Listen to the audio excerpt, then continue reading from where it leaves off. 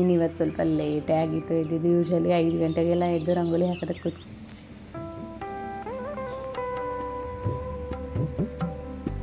ಅದಕ್ಕೋಸ್ಕರ.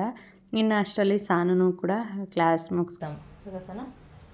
ನಮ್ಮ ಸಾನಿಗೆ ಕನ್ನಡ ಜಾಸ್ತಿ ಟಫ್ ಅನ್ಸುತ್ತೆ. ನಾರ್ಮಲ್ ಸಬ್ಜೆಕ್ಟ್ಗಿಂತ ಜಾಸ್ತಿ ಟಫ್ ಅನ್ಸೋದು ಅವಳಿಗೆ Kannada.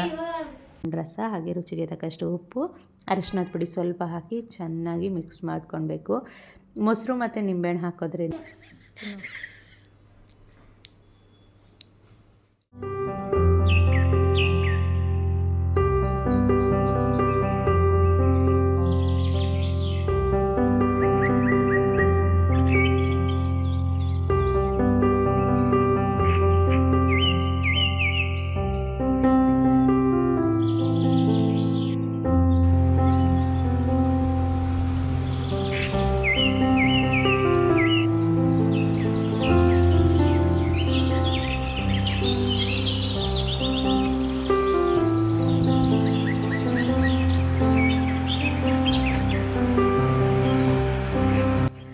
Hi everyone, welcome back to my channel. ಇವತ್ತಿನ ವ್ಲಾಗ್ನ ಸ್ಟಾರ್ಟ್ ಮಾಡ್ತಾಯಿದ್ದೀನಿ.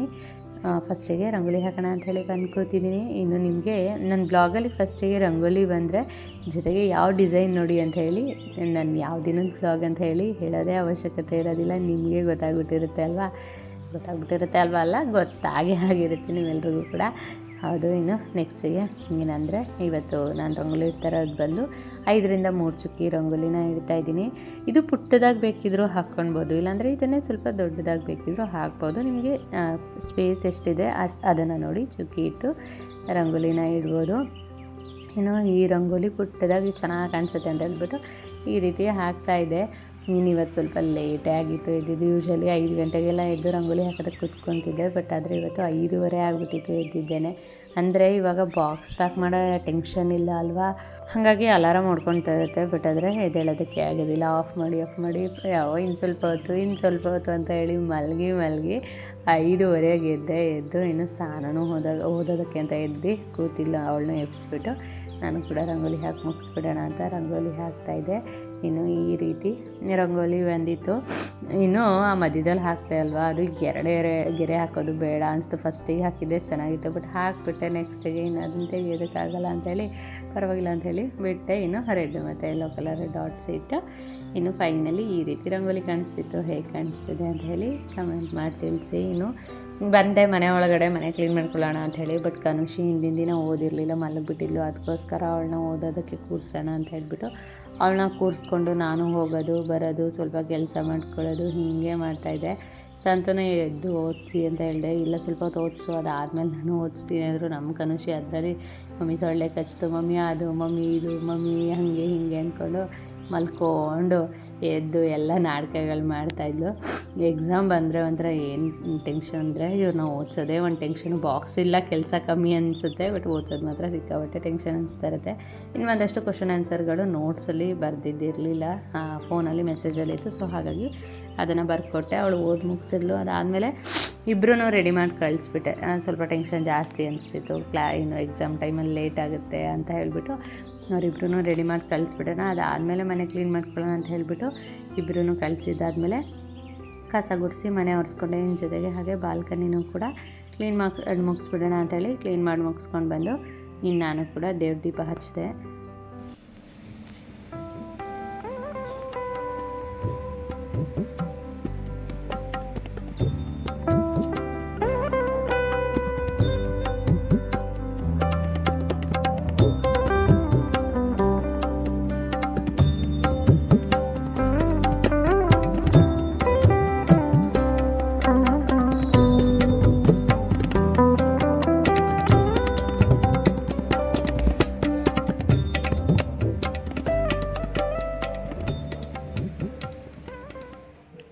ಪೂಜೆ ಮಾಡಿ ಮುಗಿಸ್ದೆ. ಸ್ವಲ್ಪ ಹೊತ್ತು ಕೂತಿದ್ದೆ. ಹಾಗೆ ಸಂತನು ಕೂಡ ಅಷ್ಟರಲ್ಲಿ ಫ್ರೆಶ್ ಅಪ್ ಆಗಿ ಬಂದರು. ನಾನು ಪೂಜೆ ಮುಗಿಸಿ ಸ್ವಲ್ಪ ಹೊತ್ತು ಕೂತ್ಕೊಂಡು ಟೈಮ್ ಕಳೆಯೋದ್ರೊಳಗೆ ಇನ್ನು ಅದಾದಮೇಲೆ ಬ್ರೇಕ್ಫಾಸ್ಟಿಗೆ ಚಿತ್ರಾನ್ನ ಮಾಡಿದ್ದೆ. ಇವತ್ತು ಏನು ನಾನು ಬ್ರೇಕ್ಫಾಸ್ಟ್ ಮಾಡಿದೆ ಅನ್ನೋದನ್ನು ಕೂಡ ವೀಡಿಯೋ ಮಾಡೋದಕ್ಕಾಗಲಿಲ್ಲ. ಅಂದರೆ ಅರ್ಜೆಂಟಾಗಿ ಮಕ್ಕಳನ್ನ ರೆಡಿ ಮಾಡೋದಿತ್ತಲ್ವ, ಅದಕ್ಕೋಸ್ಕರ ಇನ್ನು ಅಷ್ಟರಲ್ಲಿ ಸಾನು ಕೂಡ ಕ್ಲಾಸ್ ಮುಗಿಸ್ಕೊಂಡು ಅಂದರೆ ಎಕ್ಸಾಮ್ ಮುಗಿಸ್ಕೊಂಡು ಬಂದಿದ್ದು. ಇನ್ನು ಬೆಳಗ್ಗೆ ಹೊತ್ತು ಫ್ರೆಶ್ ಅಪ್ ಆಗೋದಕ್ಕಾಗಲ್ಲ ಅಂಥೇಳಿ ಅವಳು ಇವಾಗ ಫ್ರೆಶ್ ಅಪ್ ಆಗಿ ಬಂದು ಕೂತ್ಕೊಂಡ್ಳು. ಇನ್ನು ನಾನು ಕ್ಲಾಸ್ ಮುಗಿಸ್ಕೊಂಡು ಬಂದೆ. ಸಂಜೆ ಸಂತು ಊರಿಗೆ ಹೊರಡ್ತಾಯಿದ್ರು, ಊರಿಗೆ ಹೋಗೋದಿತ್ತು ಅಂತ ಹೇಳಿಬಿಟ್ಟು ನಾನು ಹೊರಡ್ತೀನಿ ಅಂತ ಹೇಳಿದ್ರು. ಸ್ವಲ್ಪ ಲಗೇಜ್ ಇತ್ತು, ಅದಕ್ಕೋಸ್ಕರ ತಂದುಕೊಡು ಅದನ್ನು ಅಂತ ಹೇಳಿದರು. ನಾನು ಹೋಗಿ ತೊಗೊಂಡೋಗಿ ಕೊಟ್ಟು ಅವ್ರನ್ನ ಕಳಿಸ್ದೆ. ಅಂದರೆ ಊರಲ್ಲಿ ಸ್ವಲ್ಪ ಏನೋ ಕೆಲಸ ಇತ್ತು, ಹಾಗೆ ಹಬ್ಬನೂ ಇತ್ತು ಒಂದು, ಅಂದರೆ ಊರ ಕಡೆ ಸಣ್ಣ ಪುಟ್ಟ ಯಾವುದ್ಯಾವುದೋ ಹಬ್ಬಗಳಿರುತ್ತಲ್ವ ಅದಿತ್ತು. ಸೊ ಹಾಗಾಗಿ ಸಂತು ಹೋಗ್ತಾಯಿದ್ರು.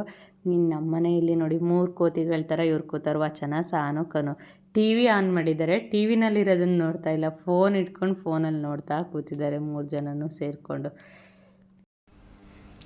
ಸಂತೂನ ಕಳಿಸಿದಾದ್ಮೇಲೆ ನಾನು ಕೂಡ ದೇವ್ರ ಪೂಜೆ ಮಾಡಿ ಮುಗಿಸ್ದೆ. ಇನ್ನು ಪೂಜೆ ಮಾಡಿ ಮುಗಿಸಿ ಸ್ವಲ್ಪ ಹೊತ್ತಾಯಿತು, ಸುಮ್ಮನೆ ಹಾಗೆ ಕೂತಿದ್ದೆ. ನಮ್ಮ ಸಾನು ಮೇಡಮ್ ಅವರು ಓದೋದಕ್ಕೆ ಕೂತಿದ್ದಾರೆ. ನಾಳೆ ಶನಿವಾರ, ನಾಳೆನೂ ಕೂಡ ಎಕ್ಸಾಮ್ ಇದೆ ಸಾನುಗೆ ಅಂತ ಹೇಳ್ಬಿಟ್ಟು ಓದ್ತಾ ಕೂತಾಳು. ಕನ್ನಡ ಎಕ್ಸಾಮ್ ಸಾನು. ನಮ್ಮ ಸಾನಿಗೆ ಕನ್ನಡ ಜಾಸ್ತಿ ಟಫ್ ಅನಿಸುತ್ತೆ, ನಾರ್ಮಲ್ ಸಬ್ಜೆಕ್ಟ್ಗಿಂತ ಜಾಸ್ತಿ ಟಫ್ ಅನ್ಸೋದು ಅವಳಿಗೆ ಕನ್ನಡ. ಮುಂಚೆ ಸ್ಪೆಲ್ಲಿಂಗ್ ಮಿಸ್ಟೇಕ್ ಕಟ್ ಮಾಡೋರು ಕರೆಕ್ಟಾಗಿರುತ್ತೆ, ಬಟ್ ಸ್ಪೆಲ್ಲಿಂಗ್ ಮಿಸ್ಟೇಕ್ ಜಾಸ್ತಿ ಇರುತ್ತೆ ಅಲ್ವಾ? ಅಂದ್ರೆ ಸ್ಪೆಲ್ಲಿಂಗ್ ಮಿಸ್ಟೇಕ್ ಅಂದ್ರೆ ಲಾ ಲಾ ಅದಾದ್ಮೇಲೆ ಲಾಳ ಅದೇ ಆ ಲಾ ಇಲ್ಲ ಗೊತ್ತಿರಲ್ಲ, ಖ ನಾನು ಗೊತ್ತಿರಲ್ಲ, ಆಮೇಲೆ ಗೆ ಒಂದ್ಸತಿ ಆಗ್ತಾ ಇರುತ್ತೆ. ಬಟ್ ಇವಾಗ ಸ್ವಲ್ಪ ಕಮ್ಮಿ ಆಗಿದೆ. ಇವಾಗ ಪೂಜೆ ಮಾಡಿ ಮುಗಿಸಿದಾಯ್ತು. ಕನುಶ್ರೀ ಆಡೋದಕ್ಕೆ ಹೋಗಿದ್ದಾಳೆ. ಕನುಶ್ರೀ ಆಡ್ಕೊಂಡು ಬರಲಿ ಅಂದರೆ ಇವತ್ತು ಚಿಕನ್ ಮಾಡೋಣ ಅಂತ ಮಾಡ್ತಾಯಿದ್ದೀನಿ. ಅಂದರೆ ಸಂತು ಊರಿಗೆ ಹೋದ್ರಲ್ವಾ, ಅವರು ಹಬ್ಬ ಇದೆ ಅಂದರೆ ಅಲ್ಲಿ ನಾನ್ ವೆಜ್ ಊಟನೇ ಇರೋದು. ಸೊ ನಾನು ಅಲ್ಲಿ ತಿಂತೀನಿ, ನಿಮಗಿರಲಿ ಅಂತ ಹೇಳ್ಬಿಟ್ಟು ಸಂತು ಚಿಕನ್ ತಂದ್ಕೊಟ್ಟು ಹೋಗಿದ್ದಾರೆ. ಸೊ ಹಾಗಾಗಿ ಇವಾಗ ಚಿಕನಲ್ಲಿ ಒಂದು ರೆಸಿಪಿನ ಶೇರ್ ಮಾಡ್ತೀನಿ. ಯೂಶ್ವಲಿ ಹೊರಗಡೆ ಎಲ್ಲ ಗುಂಟೂರು ಚಿಕನ್ ತಿಂದೇ ಇರ್ತೀರಾ. ಇಲ್ಲಿ ಚಿಕನ್ ತಂದುಕೊಟ್ಟಿದ್ದಾರೆ, ತೆಗೆದು ವಾಶ್ ಮಾಡಬೇಕು. ಗುಂಟೂರು ಚಿಕನ್ ಎಲ್ಲರೂ ತಿಂದಿರ್ತೀರಾ, ಬಟ್ ನಾನು ಮಾಡೋ ಸ್ಟೈಲ್ ಗುಂಟೂರು ಚಿಕನ್ನು ನನಗೆ ತುಂಬ ಫೇವ್ರೇಟು. ಸಿಕ್ಕಾಬಿಟ್ಟೆ ಹುಡುಕಿ ಕಲ್ತಿರೋ ಅಂಥದ್ದು ಆ ಗುಂಟೂರು ಚಿಕನ್ನ. ಅಂದರೆ ನಾನು ಅದೇ ಒಂದು ಟೈಮು ಇದು ಯಾವುದೋ ಬೆಸ್ಟ್ ಕ್ಲಬ್ಗೆ ಹೋಗಿದಾಗ ತೋರಿಸಿದ್ದೆ. ಅಲ್ಲಿ ತಿಂದು ಇಷ್ಟಪಟ್ಟು ಗುಂಟೂರು ಚಿಕನ್ನ ಬೇರೆ ಕಡೆ ಎಲ್ಲ ತೊಗೊತಿದ್ದೆ, ಬಟ್ ಆ ಟೇಸ್ಟ್ ಬರ್ತಾನೆ ಇರಲಿಲ್ಲ. ಜಸ್ಟು ಫುಲ್ಲು ರೆಡ್ಗೆ ಆ ರೀತಿ ಮಾಡ್ತಿದ್ರು. ಟೇಸ್ಟೇ ಚೆನ್ನಾಗಿರ್ತಿರ್ಲಿಲ್ಲ. ಬಟ್ ನಾನು ಒಂದಷ್ಟು ವೀಡಿಯೋಸ್ನ ನೋಡಿ ಅದಾದಮೇಲೆ ಹುಡುಕಿ ಕಲ್ತಿರೋ ಅಂಥದ್ದು. ಸೊ ಹಾಗಾಗಿ ಅದು ಸಿಕ್ಕಾಬಿಟ್ಟೆ ಚೆನ್ನಾಗಿರುತ್ತೆ. ಹಾಗಾಗಿ ನಿಮ್ಮ ಜೊತೆ ಅದನ್ನು ಶೇರ್ ಮಾಡ್ತೀನಿ. ಸೊ ಬನ್ನಿ ಇವಾಗ ಆ ರೆಸಿಪಿನ ಶೇರ್ ಮಾಡ್ತೀನಿ. ಹೇಗೆ ನಾನು ಇಲ್ಲಿ 1 kg ಅಷ್ಟು ಚಿಕನ್ನ ವಾಶ್ ಮಾಡಿ ಇಟ್ಕೊಂಡಿದ್ದೀನಿ. ಅದಕ್ಕೆ ನಾನು ಇವಾಗ 1 ಕಪ್ ಅಷ್ಟು ಮೊಸರನ್ನ ಹಾಕ್ಕೊಳ್ತಾ ಇದ್ದೀನಿ. ಆದಷ್ಟು ಸ್ವೀಟಾಗಿರೋ ಮೊಸರನ್ನ ಹಾಕ್ಕೊಳ್ಳಿ. ಹುಳಿಯಾಗಿರೋ ಮೊಸರು ಹಾಕಿದ್ರೆ ಚೆನ್ನಾಗಿರೋದಿಲ್ಲ. ಅಂದರೆ ಹುಳಿಯಾಗಿರೋ ಮೊಸರು ಹಾಕಿದ್ರೆ ಮತ್ತೆ ಜಾಸ್ತಿ ಅಂದರೆ ಕುಕ್ ಮಾಡಿದಾಗ ಹುಳಿ ಜಾಸ್ತಿ ಆಗಿಬಿಡುತ್ತೆ ಮೊಸರಲ್ಲಿ. ಅದಕ್ಕೋಸ್ಕರ ಸ್ವೀಟಾಗಿರೋ ಮೊಸರನ್ನ ಹಾಕ್ಕೊಳ್ಳಿ. ಅದಕ್ಕೆ ಅರ್ಧ ಹೋಳಷ್ಟು ನಿಂಬೆಹಣ್ಣು ರಸ, ಹಾಗೆ ರುಚಿಗೆ ತಕ್ಕಷ್ಟು ಉಪ್ಪು, ಅರಿಶಿನದ ಪುಡಿ ಸ್ವಲ್ಪ ಹಾಕಿ ಚೆನ್ನಾಗಿ ಮಿಕ್ಸ್ ಮಾಡ್ಕೊಳ್ಬೇಕು. ಮೊಸರು ಮತ್ತು ನಿಂಬೆಹಣ್ಣು ಹಾಕೋದ್ರಿಂದ ಚಿಕನ್ನು ತುಂಬ ಸಾಫ್ಟ್ ಆಗುತ್ತೆ. ಅದಕ್ಕೋಸ್ಕರ ಮೊಸರು ಮತ್ತು ನಿಂಬೆಹಣ್ಣು ಹಾಕೋ ಅಂಥದ್ದು. ಸಾಲ್ಟ್ನ ಇದೇ ಟೈಮಲ್ಲಿ ಹಾಕಿದ್ರೆ ಆ ಚಿಕನ್ ಪೀಸಸ್ಸಲ್ಲೆಲ್ಲ ಸಾಲ್ಟು ಚೆನ್ನಾಗಿ ಅಬ್ಸರ್ವ್ ಆಗಿರುತ್ತೆ. ಸೊ ಇದನ್ನು ಮಿಕ್ಸ್ ಮಾಡಿ ಸ್ವಲ್ಪ ಹೊತ್ತು ನೆನೆಯೋದಕ್ಕಿಡೋಣ. ಅಷ್ಟರಲ್ಲಿ ನಾವು ಇದಕ್ಕೆ ಬೇಕಾಗಿರೋ ಮಸಾಲೆನೂ ಕೂಡ ರೆಡಿ ಮಾಡ್ಕೊಳ್ಳೋಣ. ಇದಕ್ಕೆ ಒಂದು ಪಾತ್ರೆನ ಇಟ್ಕೊಂಡು ಅದಕ್ಕೆ ನಾನು 6 ಸ್ಪೂನಷ್ಟು ನಾನು ಧನಿಯಾ ಕಾಳನ್ನ ಹಾಕ್ಕೊಳ್ತಾ ಇದ್ದೀನಿ. ಜೊತೆಗೆ 2 ಸ್ಪೂನಷ್ಟು ಸಾಸಿವೆನೂ ಕೂಡ ಹಾಕ್ಕೊಳ್ತಾ ಇದ್ದೀನಿ. ಇನ್ನು 1 ಸ್ಪೂನ್ಗಿಂತ ಸ್ವಲ್ಪ ಕಮ್ಮಿ ಅಂದರೆ ಅರ್ಧ ಇಲ್ಲ 3/4 ಸ್ಪೂನಷ್ಟು ಮೆಂತ್ಯ ಕಾಳು. ತೀರಾ ಜಾಸ್ತಿ ಹಾಕಿದ್ರು ಕಹಿ ಜಾಸ್ತಿ ಆಗಿಬಿಡುತ್ತೆ, ಹಾಕ್ಕೊಳ್ಳದೇ ಇದ್ದರೂ ಅಷ್ಟು ಟೇಸ್ಟ್ ಚೆನ್ನಾಗಿರೋದಿಲ್ಲ. ಸೊ 3/4 ಸ್ಪೂನಷ್ಟು ಮೆಂತ್ಯ ಕಾಳು, 2 ಸ್ಪೂನಷ್ಟು ಮೆಣಸಿನಕಾಳು, ಜೊತೆಗೆ ಜೀರಿಗೆ 2 ಸ್ಪೂನಷ್ಟು, ಇದಿಷ್ಟನ್ನು ಹಾಕ್ಕೊಂಡು, ಜೊತೆಗೆ ಗುಂಟೂರು ಚಿಕನ್ ಆಗಿರೋದ್ರಿಂದ ಗುಂಟೂರು ಮಿಸ್ ಮಾಡೋ ಹಾಗೆ ಇಲ್ಲ ಅಲ್ವಾ. ಸೊ ಹಾಗಾಗಿ ನಿಮ್ಮ ಖಾರಕ್ಕೆ ಎಷ್ಟು ಬೇಕಾಗುತ್ತೆ ಅಷ್ಟು ಗುಂಟೂರು ಮೆಣಸಿನ್ಕಾಯಿನ ಹಾಕ್ಕೊಳ್ಳಿ. ನಾನು 10ರಿಂದ 12 ಮೆಣಸಿನ್ಕಾಯಿನ ಹಾಕ್ಕೊಂಡಿದ್ದೀನಿ. ಅದು ಸ್ವಲ್ಪ ಕಲರ್ ಚೇಂಜ್ ಆಗೋವರೆಗೂ ಫ್ರೈ ಮಾಡ್ಕೊಳ್ಬೇಕಾಗುತ್ತೆ. ನೆಕ್ಸ್ಟಿಗೆ ನಾನು ತೆಂಗಿನಕಾಯಿ ತುರಿ 4 ಸ್ಪೂನಷ್ಟು ಹಾಕ್ಕೊಂಡು ಅದನ್ನು ಕೂಡ ಸ್ವಲ್ಪ ಕಲರ್ ಚೇಂಜ್ ಆಗೋವರೆಗೂ ಫ್ರೈ ಮಾಡ್ಕೊಳ್ಬೇಕು. ಈ ರೀತಿ ಫ್ರೈ ಮಾಡಿ ಮಾಡೋ ಮಸಾಲೆನಲ್ಲಿ ಗ್ರೇವಿ ಸಿಕ್ಕಾಪಟ್ಟೆ ಚೆನ್ನಾಗಿ ಬರುತ್ತೆ. ನೀವೊಮ್ಮೆ ಈ ರೀತಿ ಮಿಸ್ ಮಾಡ್ದೇ ಟ್ರೈ ಮಾಡಿ, ನಾನು ಗ್ಯಾರಂಟಿ ಕೊಡ್ತೀನಿ ಇದು ಪಕ್ಕಾ ಟೇಸ್ಟ್ ಚೆನ್ನಾಗಿ ಬರುತ್ತೆ ಅಂತ ಹೇಳಿ. ನಾನು ಕ್ವಾಲಿಟಿ ಏನೇನು ಹೇಳಿದ್ದೀನಿ ಅದೇ ಥರ ಯೂಸ್ ಮಾಡೋದಲ್ಲ. ನಿಮಗೆ ಎಷ್ಟು ಬೇಕಾಗುತ್ತೆ ಖಾರ, ಉಪ್ಪು ಅದನ್ನು ನೀವು ನೋಡಿ ಅಳತೆಯನ್ನು ಮಾಡ್ಕೊಳ್ಳಿ. ಬಟ್ ಧನಿಯಾ ಮೆಂತ್ಯ ಇದೆಲ್ಲ ಒಂದೇ ಅಳತೆಯಲ್ಲಿ ಯೂಸ್ ಮಾಡಿ. ಇನ್ನು ಅದನ್ನು ಕೂಡ ಮಸಾಲೆಗೆ ನೀರು ಹಾಕಿ ರುಬ್ಬಿ ನಾನು ರೆಡಿ ಮಾಡಿ ಇಟ್ಕೊಳ್ತೀನಿ. ನೆಕ್ಸ್ಟಿಗೆ ಅದಕ್ಕೆ ಈರುಳ್ಳಿ ಮತ್ತು ಹಸಿಮೆಣ್ಸಿನ್ಕಾಯಿ ಬೇಕು. ಸೊ ನಾನು ಇಲ್ಲಿ 2 ಈರುಳ್ಳಿನ ಸಣ್ಣದಾಗಿ ಹೆಚ್ಚಿಟ್ಕೊಂಡು ಬಿಡ್ತಾಯಿದ್ದೀನಿ. ನೆಕ್ಸ್ಟಿಗೆ 2 ಹಸಿಮೆಣ್ಸಿನ್ಕಾಯಿನೂ ಕೂಡ ಉದ್ದುದಕ್ಕೆ ಸೀಳಿ ಇಟ್ಕೊಳ್ತೀನಿ. ನೆಕ್ಸ್ಟಿಗೆ ಮತ್ತೆ ಗ್ರೈಂಡ್ ಮಾಡಿ ಇಟ್ಕೊಂಡಿದ್ದೀನಿ ನನ್ನ ಮಸಾಲೆನ, ಅದನ್ನು ನೆಕ್ಸ್ಟಿಗೆ ತೋರಿಸ್ತೀನಿ. ಇವಾಗ ಮತ್ತೆ ಅದೇ ಬಾಣಲಿಗೆ ನಾನು 2 ಸ್ಪೂನಷ್ಟು ಎಣ್ಣೆ, ಹಾಗೆ 1 ಸ್ಪೂನಷ್ಟು ಜೀರಿಗೆ, ಗುಂಟೂರು ಮೆಣಸಿನ್ಕಾಯಿ 3, ಕಟ್ ಮಾಡಿ ಇಟ್ಟಿರೋ ಅಂಥ ಈರುಳ್ಳಿ, ಜೊತೆಗೆ ಹಸಿಮೆಣ್ಸಿನ್ಕಾಯಿ ಇದಿಷ್ಟನ್ನು ಹಾಕಿ ಚೆನ್ನಾಗಿ ಕಲರ್ ಚೇಂಜ್ ಆಗೋವರೆಗೂ ಫ್ರೈ ಮಾಡ್ಕೊಳ್ಬೇಕಾಗುತ್ತೆ. ಆದಷ್ಟು ಚೆನ್ನಾಗಿ ಫ್ರೈ ಮಾಡ್ಕೊಳ್ಳಿ ಈರುಳ್ಳಿನ. ಇನ್ನಿವಾಗ ಕಲರ್ ಚೇಂಜ್ ಆಗಿದೆ, ಇದಕ್ಕೆ ನಾನು 2 ಸ್ಪೂನಷ್ಟು ಜಿಂಜರ್ ಗಾರ್ಲಿಕ್ ಪೇಸ್ಟ್ನ ಹಾಕ್ಕೊಂಡು ಅದರಲ್ಲಿರೋ ಹಸಿ ವಾಸನೆ ಪೂರ್ತಿಯಾಗಿ ಹೋಗೋವರೆಗೂ ಫ್ರೈ ಮಾಡ್ಕೊಳ್ಬೇಕು. ಅದು ಹಸಿ ವಾಸನೆ ಹೋಗ್ತಿದ್ದಾಗೇ ಕಟ್ ಮಾಡಿ ಇಟ್ಟಿರೋವಂಥ 2 ಟೊಮೆಟೊನ ಹಾಕ್ಕೊಳ್ತಾ ಇದ್ದೀನಿ. ನೀವು ಅಂದ್ಕೊಳ್ಬೋದು ಮೊಸರು, ನಿಂಬೆಹಣ್ಣು, ಟೊಮೆಟೊ ಹುಳಿ ಜಾಸ್ತಿ ಆಗಲ್ವಾ ಅಂತ. ಬಟ್ ಇದರಲ್ಲಿ ಹೇಗಿರುತ್ತೆ ಅಂದರೆ ಖಾರನೂ ಕೂಡ ಅದೇ ಥರ ಮ್ಯಾಚ್ ಆಗುತ್ತೆ. ಸೊ ಹಾಗಾಗಿ ನಡೆಯುತ್ತೆ. ಇನ್ನು ನೆಕ್ಸ್ಟಿಗೆ ಟೊಮೆಟೊ ಮೆತ್ತಗಾಗಲಿ ಅಂತ ಹೇಳಿ ಸ್ವಲ್ಪ ಸಾಲ್ಟು ಮತ್ತು ಅರಿಶಿಣದ ಪುಡಿ ಹಾಕಿ ಅದನ್ನು ಕೂಡ ಚೆನ್ನಾಗಿ ಫ್ರೈ ಮಾಡಿಕೊಂಡೆ. ಅದಾದಮೇಲೆ ರುಬ್ಬಿಟ್ಟಿದ್ದೆ, ಅಂದರೆ ನಾನು ಏನೇನು ಹುರಿದಿಟ್ಕೊಂಡಿದ್ದೆ ಆ ಮಸಾಲೆನ ನೀರು ಹಾಕಿ ರುಬ್ಬಿಟ್ಕೊಂಡಿದ್ದೆ, ಅದು ಈ ರೀತಿ ಆಗಿದೆ. ಇದನ್ನು ಹಾಕಿ ಇವಾಗ ಲೈಟಾಗಿ ಫ್ರೈ ಮಾಡಬೇಕು, ತುಂಬ ಫ್ರೈ ಮಾಡೋ ಅವಶ್ಯಕತೆ ಇಲ್ಲ, ಯಾಕೆ ಅಂದರೆ ನಾವು ಮುಂಚೆನೇ ಎಲ್ಲದನ್ನು ಹುರಿದಿಟ್ಟಿರೋದ್ರಿಂದ. ನೆಕ್ಸ್ಟಿಗೆ ಅದನ್ನು ಸ್ವಲ್ಪ ಹೊತ್ತು ಫ್ರೈ ಮಾಡ್ಕೊಂಡಿದ್ದಾದ ನಂತರ ಅದೇ ನಾವು ಕಲಸಿಟ್ಟಿದ್ವಲ್ಲ ಮೊಸರು, ಆ ಚಿಕನ್ನ ಹಾಕಿ ಅದನ್ನು ಚೆನ್ನಾಗಿ ಫ್ರೈ ಮಾಡಬೇಕು. ಅದು ಸ್ವಲ್ಪ ಹೊತ್ತು ಫ್ರೈ ಆದ ನಂತರ ಅದಕ್ಕೆ ನೀರು ಎಷ್ಟು ಬೇಕಾಗುತ್ತೆ ನೋಡಿ ಅಷ್ಟನ್ನು ನೀರನ್ನ ಆ್ಯಡ್ ಮಾಡ್ಕೊಳ್ಳಿ. ಇವಾಗ ನಾನು ಇದಿಷ್ಟು ನೀರನ್ನ ಹಾಕ್ಕೊಂಡಿದ್ದೀನಿ. ಇದು ಪೂರ್ತಿ ನೀರು ಕಮ್ಮಿ ಆಗೋವರೆಗೂ ನಾನು ಚೆನ್ನಾಗಿ ಕುದಿಸ್ಕೊತೀನಿ. ಅದು ಕುದಿ ಬಂದು ಮುಂಚೆ ಹೇಗಿತ್ತು ಗ್ರೇವಿ ಗಟ್ಟಿಯಾಗಿ ಅದೇ ರೀತಿ ಆಗೋ ರೀತಿ ಬೇಯಿಸ್ಕೊತೀನಿ. ನೀವು ಸ್ವಲ್ಪ ನೀರು ಹಾಕ್ಕೊಂಡು ಬೇಕಾದ್ರೆ ಪೂರ್ತಿ ಡ್ರೈ ಥರ ಮಾಡ್ಕೊಳ್ಬೋದು. ನಾನು ಸೆಮಿ ಗ್ರೇವಿ ಥರ, ಅಂದರೆ ಚಪಾತಿಗೆ, ರೈಸ್ಗೆ ಎಲ್ಲದಕ್ಕೂ ಮ್ಯಾಚ್ ಆಗೋ ರೀತಿ ಮಾಡ್ಕೊಂಡಿದ್ದೀನಿ. ಇವಾಗ ನೀರೆಲ್ಲ ಕಮ್ಮಿಯಾಗಿ ಈ ರೀತಿ ಆದಾಗ ಲಾಸ್ಟ್ ಫೈನಲಲ್ಲಿ ಕರಿಬೇವಿನ ಸೊಪ್ಪು, ಗುಂಟೂರು ಚಿಕನಲ್ಲಿ ಇದು ಒಂದು ಒಳ್ಳೆ ಫ್ಲೇವರು ಕೂಡ ಕೊಡುತ್ತೆ. ಕರಿಬೇವಿನ ಸೊಪ್ಪು ಜೊತೆಗೆ 1 ಸ್ಪೂನಷ್ಟು ಗರಂ ಮಸಾಲ ಹಾಕಿ ಮಿಕ್ಸ್ ಮಾಡಿದ್ರೆ ಟೇಸ್ಟಿಯಾಗಿರೋ ಗುಂಟೂರು ಚಿಕನ್ ರೆಡಿ ಆಗುತ್ತೆ. ನನಗಿವಾಗ್ಲೂ ಕೂಡ ಬಾಯಲ್ಲಿ ನೀರು ಬರ್ತಾಯಿದೆ, ಅಷ್ಟು ಟೇಸ್ಟ್ ಚೆನ್ನಾಗಿರುತ್ತೆ. ಮಿಸ್ ಮಾಡ್ದೇ ಟ್ರೈ ಮಾಡಿ ಕಮೆಂಟ್ ಮಾಡಿ ತಿಳಿಸೋದನ್ನು ಕೂಡ ಮರಿಬೇಡಿ. ಸೊ ನಮ್ಮ ಹೆಂಗೈತೆ ಟೇಸ್ಟ್ ಹೇಳಿ ತಿನ್ಬಿಟ್ಟು. ಚೆನ್ನಾಗಿತ್ತಾ ಕನೋ ನೀನು? ಓಯ್ ತಿನ್ನು.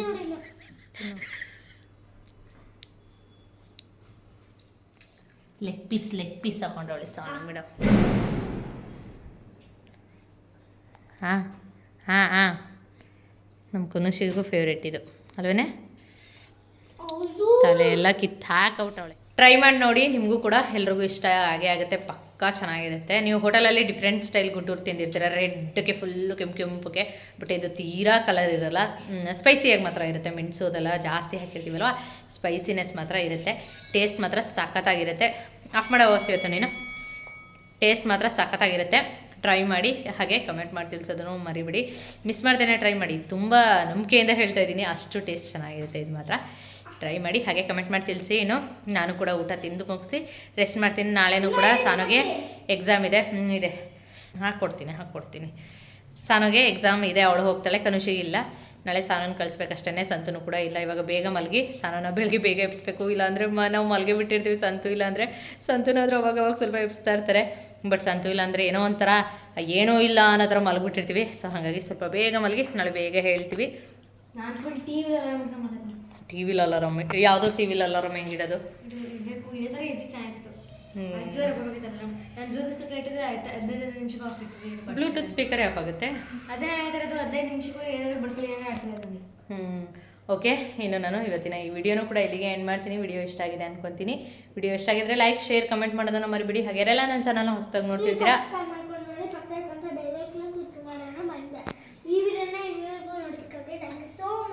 ಮಖ ಮಾತ್ರ ಕಾಣಿಸ್ತಾ ಇಲ್ಲ. Thank you so much.